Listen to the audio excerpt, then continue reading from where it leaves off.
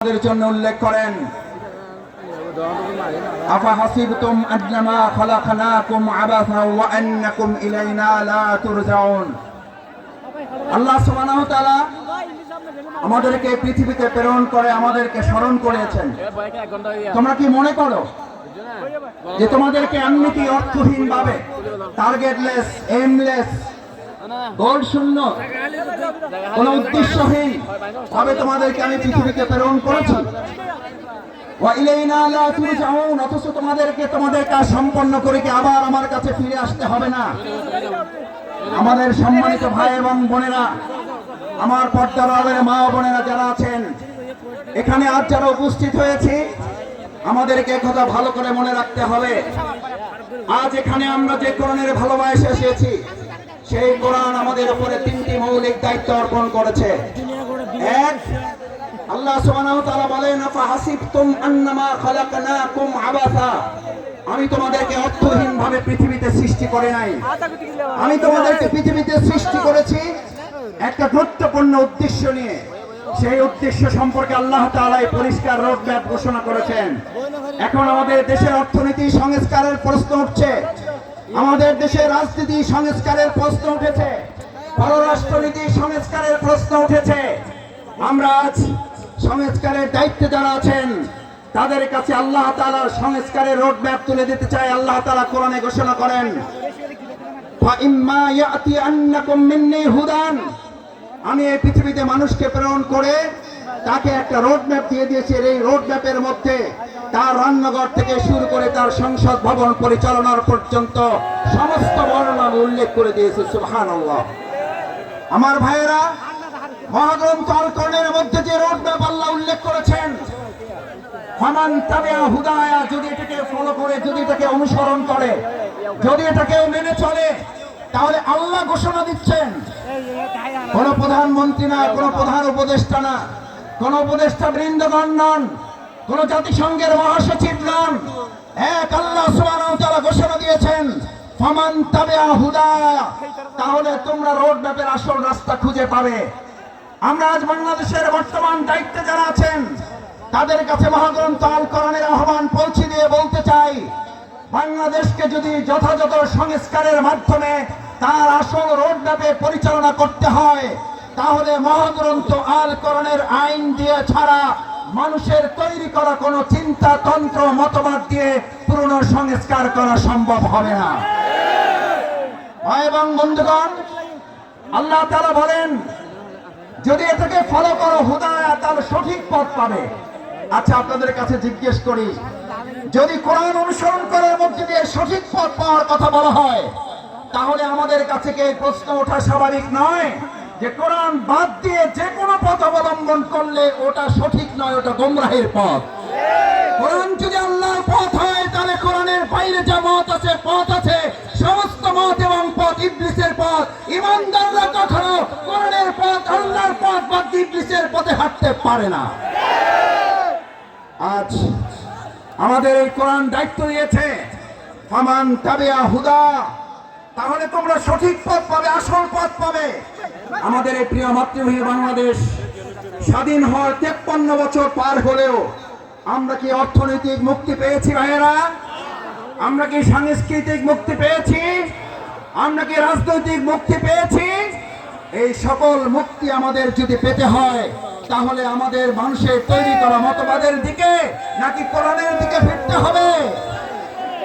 আমাদের গ্রামে, আপনাদের গ্রামে আমরা সবাই একটা কথা বলি, সোজাতে হবেন, মরার আগে হবেন না। কখন হবেন? কখন হবেন? কাপড় দিয়ে যখন পায়ের কাছে একজন ধরে আর মাথার কাছে একজন ধরে, দুই থেকে দুইজন ধরে আর টানে, বলে যে আরো সোজা করো, আরো টাইট করো। ভাইয়েরা, মরার পরেই যদি আমাদের সোজা হতে হয়, চোখে যদি দেখতে পাই যে আমরা সোজা হচ্ছি এবং আমার সন্তানরা আমাকে টাইট করে বেঁধে সোজা করছে, আজ আমার সমস্ত বেকুয়াবাসী বাংলাদেশের প্রান্ত থেকে যারা এখানে এসেছেন, আমরা আহ্বান জানাই, আসুন, মরার পরে যদি সোজা আমাদের হতেই হয়, তাহলে জীবিত থাকতেই আমরা সোজা হয়ে আমাদের বাংলাদেশকেও সোজা পথে পরিচালনার জন্য আর কোন মত এবং পথ নয়, কোরআনের পথেই বাংলাদেশকে আমরা সোজা করে পরিচালনা করব ইনশাআল্লাহ। দ্বিতীয় যে দায়িত্ব আল্লাহ তাআলা আমাদেরকে দিয়েছেন, ফামান তাবিআ হুদায়া ফালা খাউফুন, কোনো ভয় নেই তোমাদের। আমার ভাইয়েরা আমাদেরকে ভয় দেখিয়েছিলেন, আমাদেরকে ভয় দেখিয়ে আমাদের আজকের প্রধান মুফাসসির মাওলানা ডক্টর মিজানুর রহমান আজারীকে দেশ ছাড়তে বাধ্য করেছিলেন। আজ এসে দেখে যান আপনি নেই, আমাদের ডক্টর মাওলানা মিজানুর রহমান শুধু নেই, তার লক্ষ লক্ষ ভালোবাসার মানুষেরা পেটুয়া শুধু নয়, গোটা বাংলাদেশকে আজ আলো ছড়িয়ে দিয়েছে। আপনারা সাইদি সাহেবকে হত্যা করেছেন, এক সাইদি রহমানের অনুপস্থিতিতে লক্ষ সাইদি আমাদের তৈরি হয়ে কোরআনের দাওয়াত পৌঁছে দিচ্ছে। আমাদের হত্যা করা যায়, আমাদের ফাঁসি দেওয়া যায়, আমাদের শেষ করা যায় না, আমাদের শেষ করা যাবে না।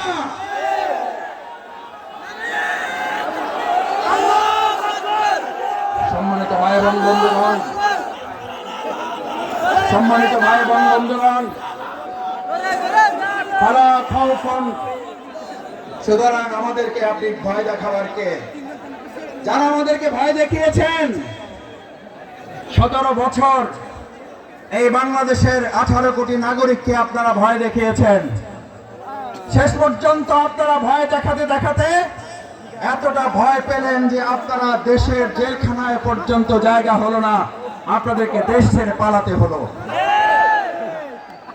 আল্লাহ তাআলা নিশ্চিত করেছেন ফালা খাউফুন, তোমাদের ভয় পাওয়ার কোনো দরকার নেই, কারণ যারা আল্লাহকে ভয় করে তাদের দুনিয়ার আর কাউকে ভয় করতে হয় না, বরং গোটা দুনিয়া তাদেরকে ভয় করে।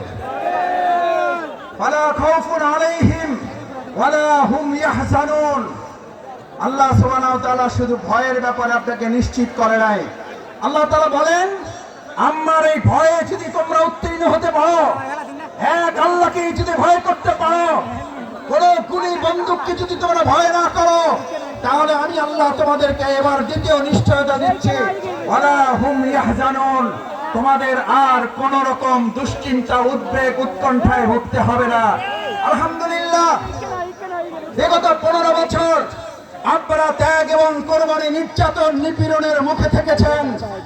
এই পেটুয়াবাসী, এই চট্টগ্রামের বন্দরের নগরীর মানুষেরা জীবন বাজি রেখেছেন, কিন্তু কোন গুলি বন্দুক ফাঁসির কাছে আমাদের ভাইয়েরা মাথা নত করে নাই বলে আজ আল্লাহ তাআলা উদ্বেগ উৎকণ্ঠা এবং স্বস্তির মধ্যে আমাদের এই সুন্দর একটা প্রোগ্রামের আয়োজন করার তৌফিক দিয়েছেন। এটা কার পুরস্কার? কার পুরস্কার? আমাদের পূর্ণ পুরস্কার এখনো আমাদের হাতে আসে নাই। আমাদের আসল পুরস্কার আল্লাহ ঘোষণা করেছেন, বিসমিল্লাহির রহমানির রহিম, ইযা জাআ নাসরুল্লাহি ওয়াল ফাত। যখন আল্লাহর সাহায্য এবং বিজয় আসে, কার সাহায্য? কার? কোন পার্শ্ববর্তী রাষ্ট্রের, প্রশাসনের, সেনাবাহিনীর, র্যাবের সাহায্য কার? নাসরুল্লাহ, ইযা জাআ নাসরুল্লাহি ওয়াল ফাত।